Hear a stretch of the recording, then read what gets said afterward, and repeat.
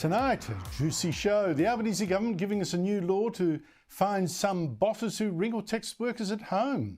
Are we breeding a generation of slackers? And so much for the El Nino and global warming warnings that Sydney's giant Warragamba Dam will be empty and everything. We wouldn't get rain. It's going to overflow again, actually. And the ABC forced to cancel a show of drag queens reading to 3-year-olds even. What was it thinking? And Vladimir Putin lets Tucker Carlson interview him. Is Carlson Putin's pet? Or will he finally stand up to this war criminal? And words of wisdom from former Neighbour star Holly Valance. Everyone starts off as a lefty and then wakes up at some point after you start either making money, working, trying to run a business, trying to buy a home, and then realise what crap ideas they all are. More on that later. I think that might ring a few bells too. But first, and before I say something to the Victoria Police, insulting two of my guests, the Greens. The Greens, they're now a national shame and a menace. You know, I used to think there was something uniquely sick in Germany's culture, and that's why they fell for the Nazis. But now I look at our own Greens here and think, whoa, the same could happen here. Here is our own political party inciting Jew haters and actually winning votes for it. The shame of it. The pattern of their appeals to these Jew haters is now unmistakable. Let me give you some examples before I get to Laura Allam today and ask what it says. The Greens today shared a stage with someone, the second from the left, who actually barracks for an Islamist terror group. Now, last October, the Federal Greens, alone of all the MPs in Parliament, voted against the motion that supported Israel's right to defend itself, voted against the motion that condemned the Hamas terrorist group for slaughtering 1,200 Jews on October 7. It gets worse. In New South Wales, Greens MP Jenny Long warned the Jews had their tentacles everywhere. The Jewish lobby and the Zionist lobby are infiltrating into every single aspect of what is ethnic community groups. Their tentacles reach in to the areas that try and influence power. The Jews, watch out. Well, Greens leader Adam Bandt even tweeted support for a Free Palestine protest with a map of Israeli and Palestinian territories all in one colour. So there's no separate state of Israel, which is exactly what Hamas wants. No Israel. And today the Greens demanded the House of Representatives condemn Israel's invasion of Gaza, a motion that again did not condemn Hamas, the terrorists who actually started this war, didn't even demand Hamas free its surviving Jewish hostages. Israel says 31 of them are now actually dead. Not a word from the Greens. Now, when you fish like that in this sewer of anti-Israel sentiment, it is no wonder that 3 Green senators were listed by organisers of today's Palestine to Parliament protest in Canberra as guest speakers, alongside Laura Allam. She's at the top left. She's the founder of the Al-Janar Foundation. And she wants Israel wiped out, posting this on TikTok. From the land of kangaroos to the land of olive trees, from the river to the sea. Palestine will be free. So there was Green Senator Mehreen Faruqi, for instance, on the stage today chanting "Free, free Palestine," just after Allam had heard her own say. And then posing with Allam afterwards, Senator Faruqi in the middle, Allam next to her on the left. But to best understand what rancid company the Greens now keep, let's read some of Allam's tweets, shall we? She's tweeted pictures of 4 Israeli soldiers killed in Gaza, adding "good riddance." She's tweeted out several media statements directly from Hamas and called for an end to Israel. Whose stupid idea was it to put Israel, in the Middle East? You don't belong there, get out. She's retweeted, there is no evidence Hamas raped Israelis, despite testimony of eyewitnesses and forensic experts. Footage, of course, of a woman with a bloodied crotch. And insisted Hamas, listed in Australia, by the way, as a terrorist group, Hamas should be welcomed in every single Arab nation as they take on the Middle Eastern enemy. But most shockingly, in the morning after Hamas massacred 1,200 Jews, raped many women, and took more than 250 hostages, this is what Allam wrote. woke up to some great news for our beloved Palestine. That's one of the people now sharing a stage with the Greens. The Greens may not have known of Alam's past, but this is who they find next to them in their gutter. What a disgrace to this country. But I must stand up for a couple of my guests who've been insulted by Victoria Police and a couple of clowns of the Melbourne Age. Now, I told you about two people, Frank Strazdins and Di Thorley, they were on the show, who say a police officer in Melbourne threatened to arrest Frank on Australia Day for wearing these Australian flags. Frank had just stepped from a shop to investigate noise he was hearing. It was an anti-Australia Day march. 100 metres away towards Burke Street was thousands of flags, Palestine flags, Aboriginal flags, chanting, singing. And within 2 minutes, a police officer approached me and said, "You are under arrest for inciting a riot." I said, "What? How?" He said, "Well, your flag's on your head." I said, "Today is Australia Day, and I've just returned from the Shrine of Remembrance 21-gun salute." And he started to walk me off the middle of the road. And these flags he's taken exception to. These are the ones I had in my head. The very ones you got there. Yeah, he was a big guy, the police officer, but he came up to me and he said, "Do you know there's 30,000 people up there?" I didn't even know they were there. And I said, "What, 30,000? I said, "I had no idea." And he seemed to back off then. He wasn't as angry. And Frank had said that we wanted to go to South Bank. Now, police say that's all wrong, or, well, some of it. They say they've found the highly skilled senior officer involved and can confirm there was no arrest or threat of one. Nor was Frank told he couldn't wear an Australian flag. Instead, they said Frank was asked to move for his safety from the middle of the tram tracks in the direct route of the protest. And the officers just followed Frank into the shop, told him that he had the power to move him on, by the way, told him he had the power to move him on, followed him into the shop to say, well, look, for your own safety, you've got to go. He didn't say, apparently, according to police, you can't wear your flags. Oh, really?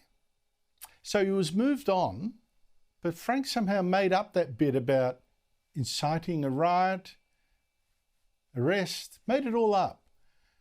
And the officer just walked with Frank, as the police also admit, to the shop where Di was, but just to kindly warn them the crowd he was meant to be policing might pick on them. And Di, she simply imagined that this officer said, "No, you've got to take off the flags." Now, Frank and Di don't actually strike me as the kind that make things up like that. Frank even provided evidence to police of the shop he was in so they could get the CCTV footage that he told me would back him up. I think something did happen, and as Frank told me yesterday again, why else was that encounter so upsetting for him that for days he could barely sleep? Now, of course, this could be solved if the police released any body cam or CCTV footage from this incident, as Frank would wish. Until they do, I think I know who I believe here. And, of course, who had the most reason to put a gloss on what really happened. Do you know, bit by bit, your right to pay with cash is being taken away, even in Parliament House, would you believe, the nation's capital.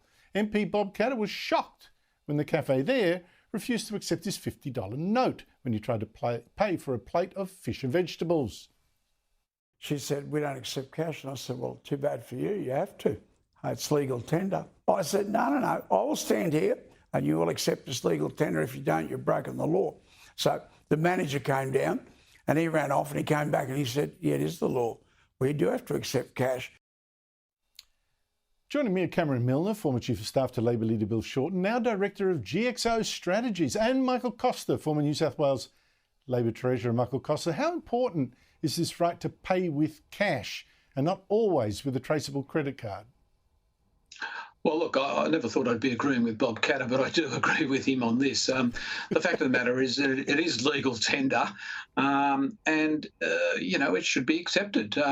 There are exceptions, of course, in the law for where you've made contractual arrangements and there's a method of payment specified. But for normal transactions, cash is legal tender. And the rationale for all of this, of course, is to try and stop the black economy and criminality. But as we know, the criminals are now using cryptocurrency, and they've got around that as well. So to inconvenience the whole of the population that chooses to use cash, I know that it's not the majority, but certainly there's a significant minority, including myself, that use cash, with the view that somehow this is going to reduce the black economy, I think is very misguided. And there's the other issue, of course, of scams. We're seeing more and more scams centred around, the cashless society. And, a lot of people aren't comfortable paying in cash. The data security issues that... Yeah, but Michael, I think you're missing the thing that really bothers me with the decline of cash. I feel so sorry for all the buskers in the street. I'm always forever patting my pockets. I got no money. But Cameron, a lot of people are making a fuss about the decline of cash. Is there an issue here? Oh, look, if Bob's $50 is good enough in the Coomerwell Roadhouse in his own electorate, it should be good enough in Parliament House. Viewers might like to know that the cafeteria is called the Trough in Parliament House. So his cash should have been taken, and that should have been good enough for anyone at the time. I would have thought so. Look, something more serious. Probably. The Albanese government today has agreed to the Greens to pass a law to give workers the right to refuse to take calls or emails from the boss after hours. Is that my producer cheering in my ear? I can't remember. And even fine the employer if he keeps doing it. It's called the right to disconnect. Here's the Prime Minister. What we're simply saying is that someone who's not being paid 24 hours a day shouldn't be penalised if they're not online and available 24 hours a day. So, Michael, do we actually need this law?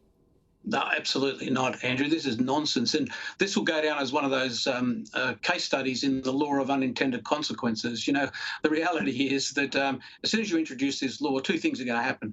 People that choose to exercise this are possibly going to be subject to less promotional opportunities within their jobs because of their attitude. And secondly, this will primarily apply to knowledge workers, and we already know that they're under threat through AI and other new technologies. And you can see a lot of outsourcing occurring to people that choose to exercise what appears to be a very shallow right.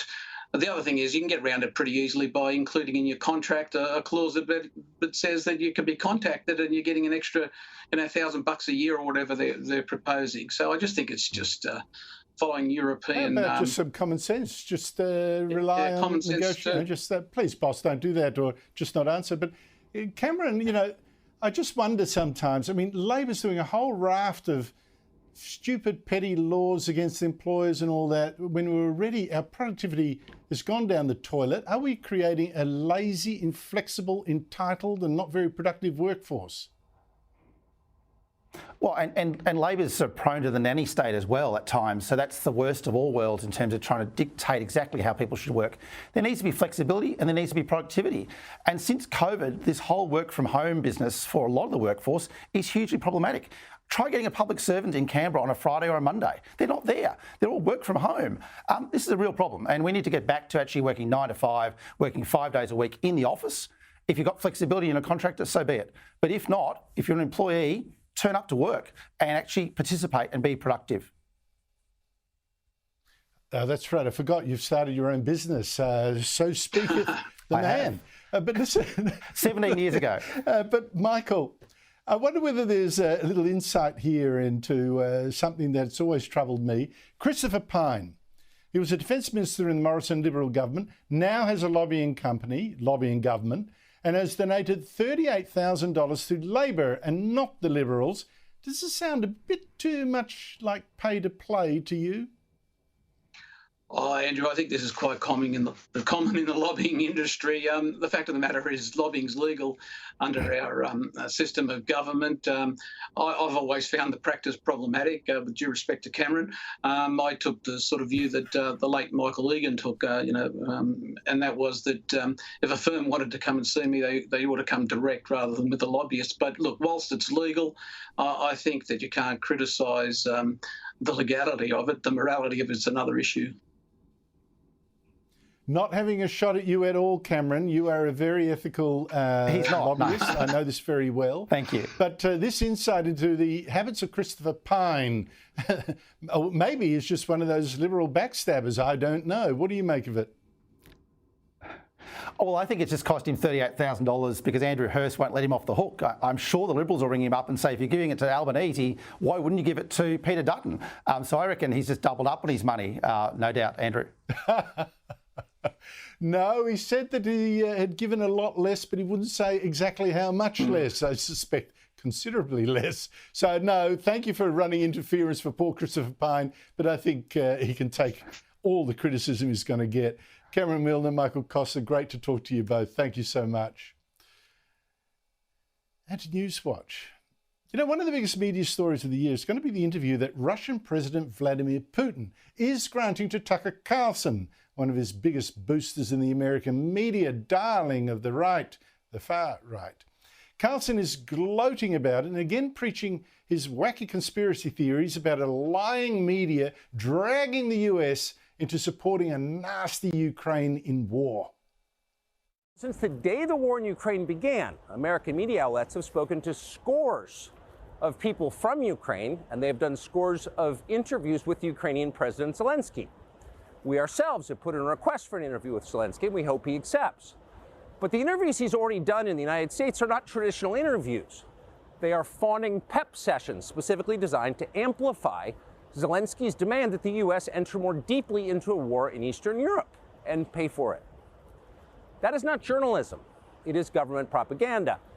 Propaganda of the ugliest kind. Not a single Western journalist has bothered to interview the president of the other country involved in this conflict, Vladimir Putin.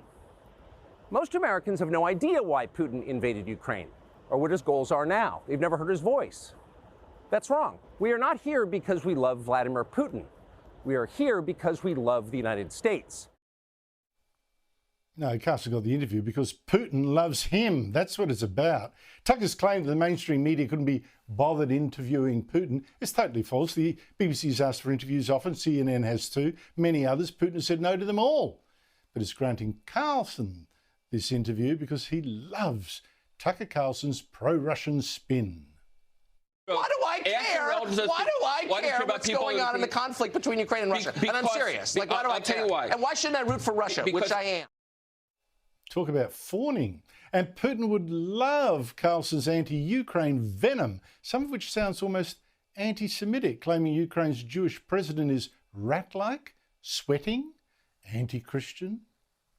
Ukraine, as you may have heard, is led by a man called Zelensky, sweaty and rat-like, a comedian turned oligarch, a persecutor of Christians. Zelensky's anti-Christian? If that were true, the world's top Christian leaders wouldn't be greeting him so warmly, treating him as a man simply trying to save his country from a brutal invasion led by a corrupt war criminal mass murderer that Tucker Carlson helps to defend. Joining me is Sophie Ellsworth, media writer for The Australian. Sophie, how do you think Tucker Carlson got this interview? Well, Andrew, I think it's quite obvious that he's obviously been incredibly positive towards Vladimir Putin and the complete opposite to Zelensky. So Putin, I highly doubt, would be prepared to do a sit-down interview with someone who's incredibly critical of him. But as we know, Andrew, we're yet to see this interview and time will tell. But I really hope that when Tucker Carlson does sit down with him, he asks him some very important issues.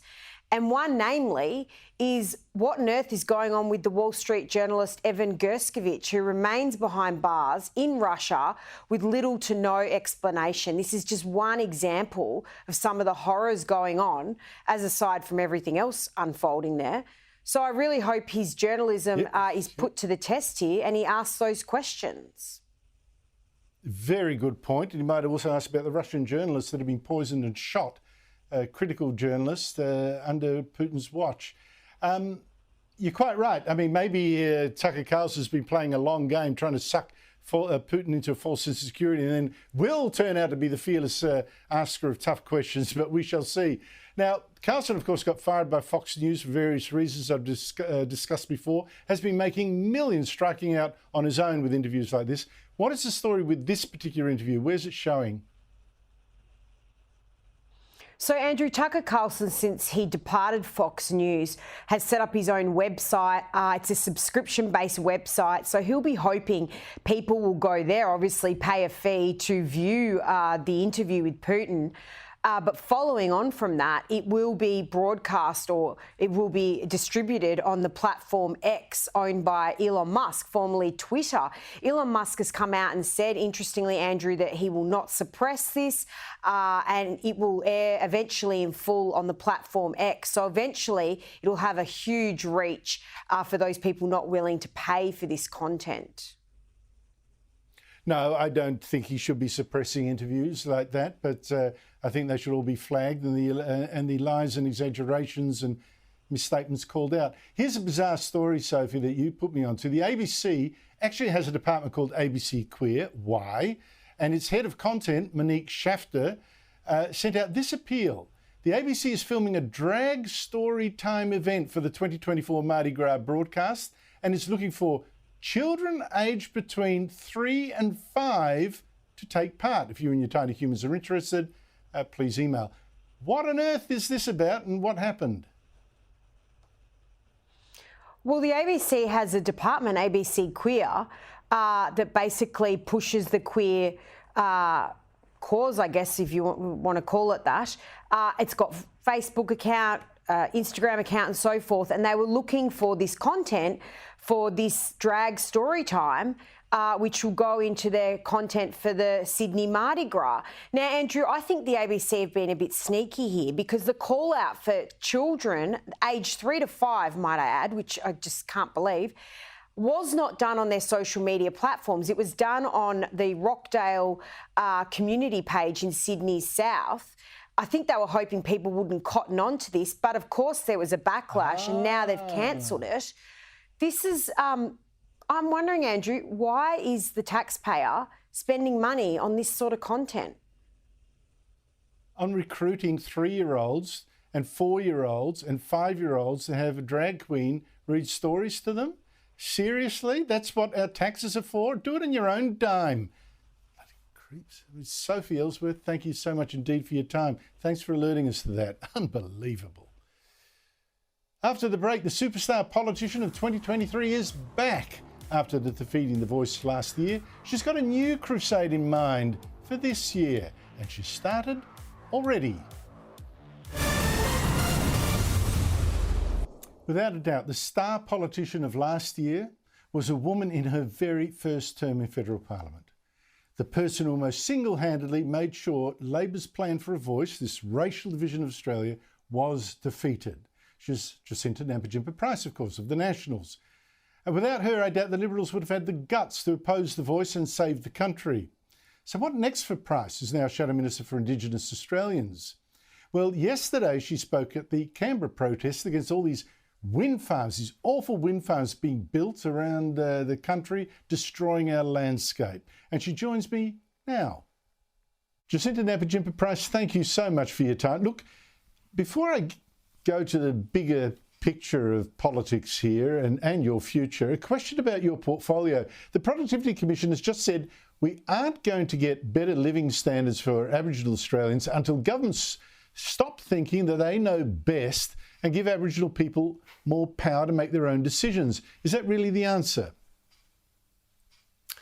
Look, we all know it's not really the answer. We all know that throwing money at a problem certainly isn't the answer. The answer is we need an audit, which is what we've been calling for over and over again. But just to simply suggest that a group of Australians based on their racial ethnicity know what's best for that particular racial ethnicity and determining that organisations who are run by majority of people with that ethnicity be given all the money and the responsibility doesn't actually mean it will produce any outcomes. And we're seeing that over again. And we're seeing more and more, you know, if we look at the Northern Territory and what's happened with the Northern Australian Aboriginal Justice Association, they're in turmoil, and even staff have been asking for a complete overhaul of the board. It's leaving Aboriginal people without legal representation and a backlog, and they're in a crisis. So The Productivity Commission can make all the suggestions they want, but it is such that we should stop treating Australians on the basis of race and start treating the need and supporting those programs that are actually providing outcomes, and starting with an audit to determine who's doing the right thing and who isn't. You know, I've got two problems. I'm all in favour of small government and government getting off people's back, but I have to say two problems with its magic cure. One is, for instance, and these are both issues that I feel strongly about, you know, that would make a difference, make children go to school. You don't actually need to give communities the power to make children go to school. The parents should be doing that themselves, and they don't need government fiat. They can get together, etc. And I don't see that happening enough. And on the other issue, a bit related, you got, for instance, the First People's Assembly in Victoria calling for fewer children removed from families where they are, in my view, in danger. And I think the government's got to be able to say, no, they are in danger, and we're not going to pander to this, these calls for let's remove fewer of them. Yeah, look, that is exactly right. And it's something that I've been arguing for, is that I believe, well, Indigenous children are Australian citizens. They deserve to have their human rights upheld just like any other kids in this country, not treated differently because of their race. But unfortunately, we've got an ideological child protection system in place that favours this concept of country and culture over their human rights to live a dignified life where they have education, where their health is taken care of, where the people that are the responsible adults in their households are actually loving them and caring for them. And I don't care who's going to provide that for them, what their racial background is, but we need to move away from this idea that it can only be provided by Aboriginal families. See, there's a real theme in what you're saying, and it was what you were saying last year too. This racial separatism is just not working. It's dividing us. It's just ridiculous. But, you know, here's the tension, because you are the Shadow Minister for Indigenous Australians, and you're talking about social welfare. That should be part of the social security portfolio. There should not be two separate things. And personally, I would love to see you be the Shadow Minister for both, and eventually the Minister for both. For one, because they have to be mainstreamed, and two, I hate Aboriginal politicians or politicians with Aboriginal ancestry being pigeonholed as only good for Aboriginal portfolios. Yeah, look, that's exactly right. It occurs across the board, obviously, because again, that's how the ideologues like to frame everything in terms of race. I mean, I've always said that eventually what success would look like was there to not actually be a separate portfolio for Indigenous Australians, because then everybody would be treated as equal in that regard, and we would be serving Australians on the basis of need as opposed to on race. And this is something that the politicians, that some of the bureaucrats, the ideologues have not figured out yet, that is what equality looks like. If we focus on the issue, and we focus on problem solving in that regard, as opposed to, we've got to deal with Indigenous people differently because somehow we're different. No, we are Australian citizens, and that is how we have to execute coming about with the solutions for these tough issues. Well, I hope in government you are in charge of both portfolios and merge them into one. That needs to be done, and good luck to you in that battle. But just in the immediate year ahead, right, we're starting a new year. Parliament's just started sitting for the first time this week. What do you see the big battles being that just this year alone? Well, certainly in my portfolio, I'll be continuing to call for an inquiry, working very closely with my colleague, Senator Karen Little, to push this government to hold that inquiry that needs to be had into the spending on Indigenous issues. We're going to continue to call for a Royal Commission into sexual abuse in Indigenous communities of Indigenous children. And of course, more broadly, I was just out on the lawn with the protesters who are pushing against renewables, farmers, landholders, those in regional Australia who want to see an end to this renewables push, which is basically damaging our environment.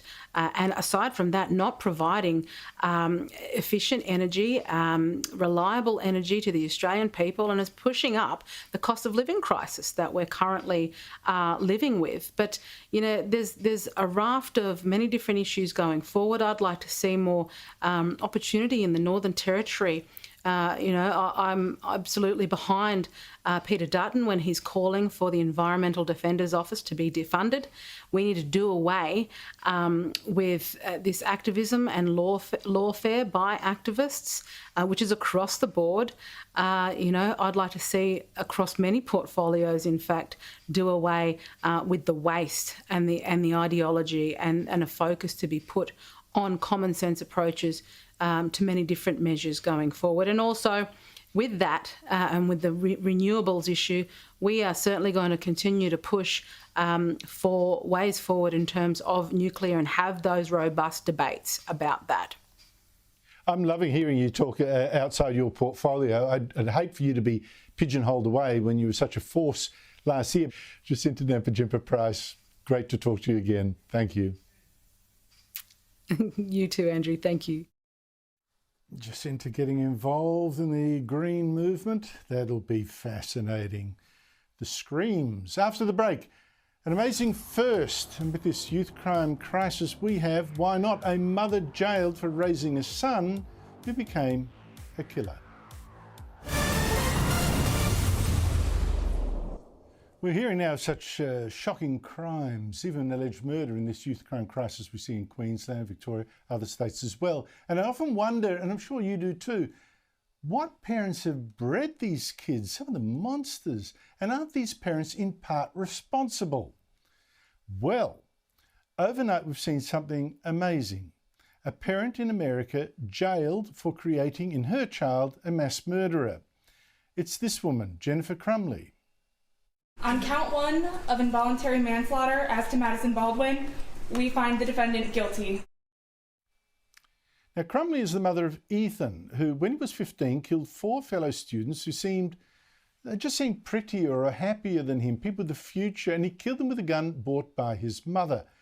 Now, more than that, his mother ignored appeals from his son for help, his complaints that he was seeing voices, he was feeling paranoid, begging her not to leave him alone, all that kind of stuff.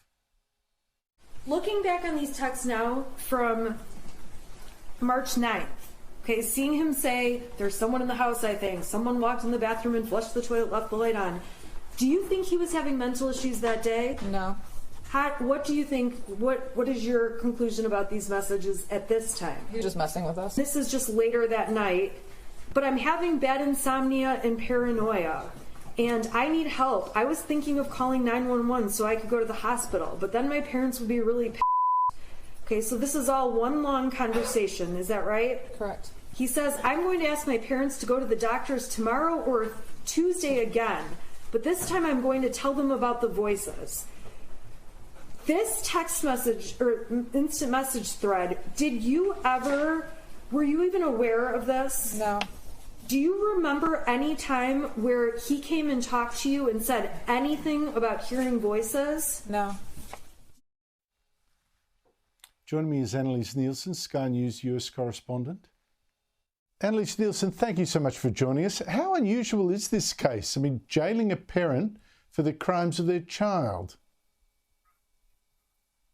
Well, look, it's completely unprecedented in the United States that Jennifer Crumley's been found guilty on 4 counts of involuntary manslaughter over the murders that her son is said to have committed. And so this is a precedent-setting one, and it's been welcomed by the anti-gun lobby in the United States for sure. But the actual facts of this case are what makes it so interesting, because there were a lot of opportunities for the family to intervene and do something with what's really become quite obvious red flags in these kind of scenarios, and they didn't. One of the really interesting things with mass shootings and what they've studied around these kids that undertake them, is that often there are warning signs ahead of time. Often they do tell someone that they know, or in some kind of setting say that they're planning on carrying this out. And in numerous attempts, it seems Ethan did just that. He spoke to a friend about how he wanted to see a doctor for his mental health, but his mother ignored him. The mother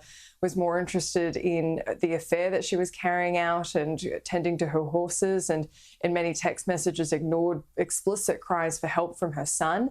But quite explicitly, she was called into the school on the day of the shooting by school officials who were concerned about drawings that he'd made, saying that he was going to carry out an attack like this, that he had these violent impulses. And she said that she couldn't do anything with him for a couple of days and sent him back to class.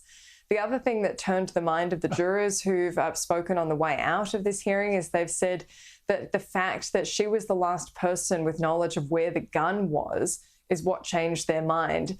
The parents helped buy him the gun. This kid had a substantial amount of money to do it, but they purchased it.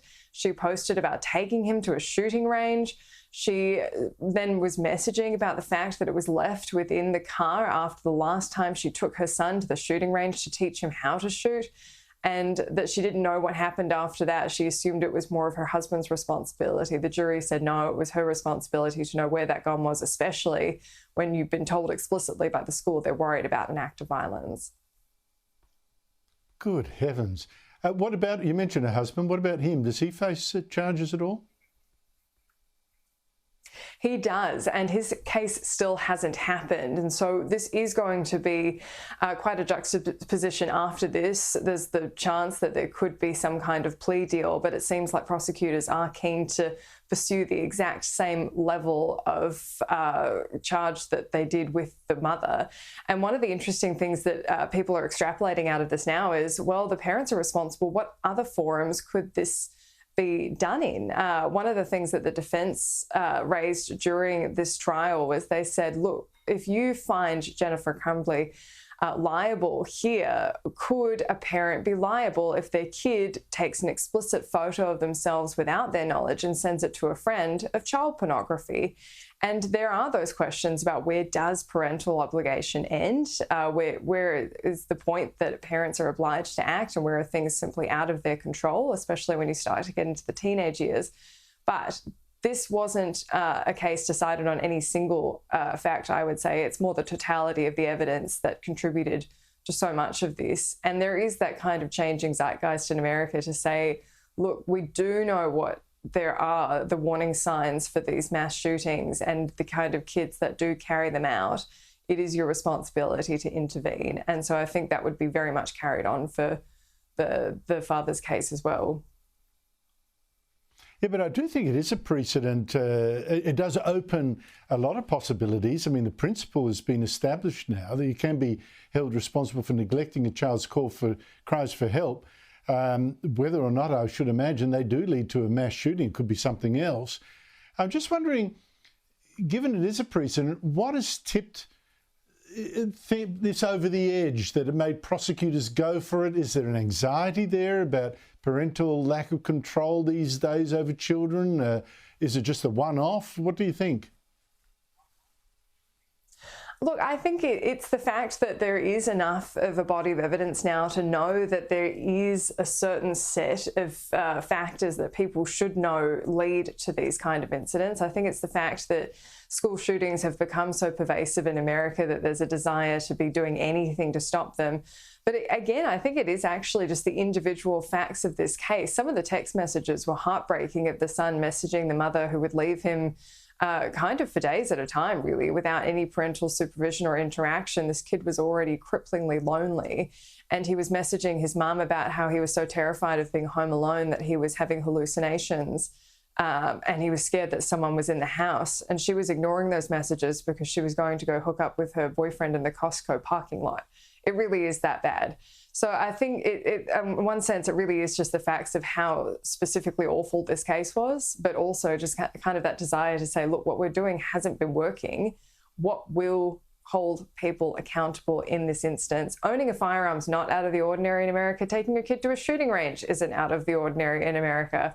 But the totality of knowing these specific vulnerabilities and doing that anyway with your son is what makes this case particularly easy to put that forward, that argument of culpability. Yeah, what gets me though is someone close to me, as you probably know, it talks to a lot of people who are the victims of the most shocking parenting. They don't go and shoot someone or something like that. But it seems to me it's almost a crime what's been done to these poor kids. And, you know, whether it's a shooting or not, maybe parents should be held more to account. I don't know. Annalise Nielsen, fascinating case. Thank you so much for your time. Thank you. An update, by the way, on that youth charged with stabbing a 70-year-old grandmother in an Ipswich car park in front of a 6-year-old granddaughter. Can you believe he was actually out on bail?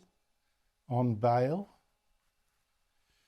Anyway, after the break, Prince Harry flew a long way from America to reunite with his sick dad, the King, but the hugs didn't seem to last long. Plus a nasty taxpayer-funded art exhibition that upset locals. And former Neighbour star Holly Valance and how she woke up to the nonsense of the left. Now, just an update on what we discussed last night. Prince Harry rushing back to Britain after his father, King Charles, told him he had cancer. If this was meant to be a teary rapprochement at last, I'm afraid it seems to have failed. They met for just 45 minutes before Charles drove away. That's a long way to fly for a 45-minute meeting. But to something cheerier and very much more educational. Holly Valance was a star on Neighbours and a singer as well. They married a billionaire. A bit of a Trump fan now. Anyway, she was at the launch of a new conservative group in London yesterday and talked about her ideological journey. Have you always been a right-of-centre person, or are you a conservative? Where are you politically? I would say that everyone starts off as a lefty and then wakes up at some point after you start either making money, working, trying to run a business, trying to buy a home, and then realise what crap ideas they all are, and then you go to the right. Joining me are Daniel Wild, Deputy Executive Director of the Institute of Public Affairs, and Evelyn Ray, Sky News presenter, a regular commentator on this show. Daniel, how true is this? Well, exactly, Andrew. I think that the point there is that as people work, as they take on responsibility, as they start to raise a family, own a home, they begin to understand the realities of life. They're more immersed in the real economy. They understand and observe the negative impact that a lot of government decisions that can have. I mean, just look at the red tape, the green tape, the cost of living, energy prices, and so many of the challenges associated with that. It's inevitable that as people become immersed in the real world, they become more conservative, not necessarily ideologically conservative, but temperamentally conservative, where they build up their assets, they build up lots of things in their life, and they naturally want to protect that against the encroachments of those from government and on the left. And I think it's such an interesting example of that, Andrew, and something that we're seeing much more across our society. Yes, I must confess that I twice worked for the Labor Party. And as for Steve Price, one of our presenters, the less said, the better. Shame on you, Steve. We know where you've been, where I do anyway. Evelyn, is it true of you as well? She absolutely nails it. It's 100% true. The lefty position is usually one which is very sheltered, moronic, and naive. You know, it's students who have never interacted with the real world. It's university lecturers who have never ventured outside of their institutions. And it's politicians who have never held a real job. It's a conclusion that unintelligent people come to with partial bits of information, but when they meet the real world, the world of personal responsibility, they very soon realize that the best person to govern their own lives is not some faceless bureaucracy or mindless politician, it's themselves. And good on her for saying it, good on her for saying it out loud. I hope that people listen and take heed, especially young people who might be listening and watching. Learn earlier than most of us do. Well, for me, always, I think, you know, every kid can dream of the perfect picnic. It's when you have to, as the adult, actually organise one, you realise how easy it is to forget, say, you know, the bottle opener or you know, to fill the gas bottle. So that's the difference. It makes you more conservative and less likely to trust the dream. But But talk about being mugged in reality, Daniel. Just quickly, we were warned in September by the Bureau of Meteorology that summer would be dry because of an El Nino, and that's on top of the warning 20 years ago by Tim Flannery that Sydney was about to run out of water because of global warming. But now warnings that Sydney's biggest dam, Warragamba, is almost totally full, 97%, and could spill any day. How long before the public, do you think, realise the scaremongers can't be trusted? Well, I think they're starting to realise that, Andrew, and you've been discussing this to your credit for many, many years, Tim Flannery, and the broader issues. And I think it does get to a broader point, which is the monumental failure of so many of our institutions over many years on this issue of climate change and water security and energy security. You have so-called experts making highly erroneous, if not misleading, predictions about the future, often based on ideology rather than science, which is reported in sections of the media without any real accountability or verification of the integrity of the science and the predictions. It then goes into public policy from the left of Labor and the Greens into their public policy. And now we have a situation where we have a shortage of basic critical water infrastructure in our country. This has real world implications for everyday Australians. And we're seeing the exact same issue, Andrew, play out with the whole net zero policy, where we have these wind turbines, solar panels, transmission lines, which simply are not going to be able to provide the energy that we need, make no noticeable difference to emissions. Yet this government in Canberra and also governments across this nation are pursuing it head on. But I'm hopeful, Andrew, that in 5 years' time, we'll be talking about net zero in the same way that we're talking about Tim Flannery and his flagrantly false predictions. Talk about the naivety of youth, the naivety of youth. There you go. You just proved me right there. Just, Evelyn, I got to tell you about some... I had a number of people, Evelyn, contact me saying they're really upset by the Rockhampton's government-funded Museum of Art. So Rockhampton's got this Museum of Art, quite grand-sounding name. Over the holidays, it had an exhibition by artist Richard Bell, who identifies as Aboriginal, and it's works like this: white invaders, you are living on stolen land. I wonder why he doesn't include Asians there, but anyway.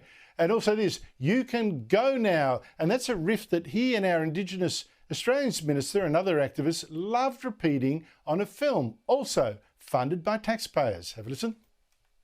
James Cook planted the flag down on Possession Island. So that's all he claimed as far as I'm concerned. So everybody should be just shifted there, and then they can apply, for a passport if they want. They can all move to Possession Island, but just go there. You can go now. You can go now. You can go now. You can go now. Go now. Are you still here? You can go now. You can go now. Off.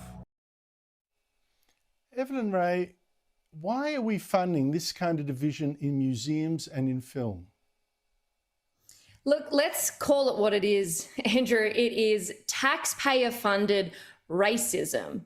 And you know what? I do not like using that word in 2024. I think it's overused, but this is 100% racist. It is anti-white hate. I mean, I have more of a tan than some people in that video, but that's not the point here. We're seeing an increase in this type of hatred and division more than ever, and it is being peddled by the very people who should be uniting us, which is our Australian government, but they're just throwing money at it right now like it's confetti. Almost 30% of Australians are non-white, like you mentioned, and yet only white Australians are being mentioned in the artworks and in the films and things like that. What about the migrants that came over here and helped build our country from the ground? They don't want to mention those things because it is specifically targeted to one group of people. It's the British. It's our history. It is white Australians. And, it shouldn't be funded because it is pure racism, but it is come to be expected from our government and taxpayer. It's rarely to our advantage, and it usually comes at our hurt. And that's exactly what's happening. And I hope that people start waking up to this. We have to be bold with how we go about this and how we say it, because it is racist. It is racist against us, and I'm not going to try and soften it up anymore. Daniel, I think we've been conned, haven't we? We've had all those welcome to country ceremonies, and then we get taxpayer-funded stuff saying you can go now. How welcome are we really? Well, that's right, Andrew. We've just been through this with the voice to Parliament. Australians don't want to see this kind of racial division in our society. 60% of Australians voted against it, including, it's important to remember, 40% of Labor voters who voted no to the voice. 55% of men aged 18 to 24 voted no to the voice. So the idea that it was a party political outcome is wrong. It was widespread across the community that Australians do not want the government to be dividing us. They want to be uniting us around our shared values. The message to the government is learn that lesson. We've had enough. Where do they think this is going to end, for God's sake? Anyway, that's it from me, Evelyn Rae, Daniel Wild. Thank you both so much to you. And listen, Sharri Markson is next, and stay tuned because she's got a terrific exclusive about our friend Kevin Rudd, who deserves all that he's about to get now.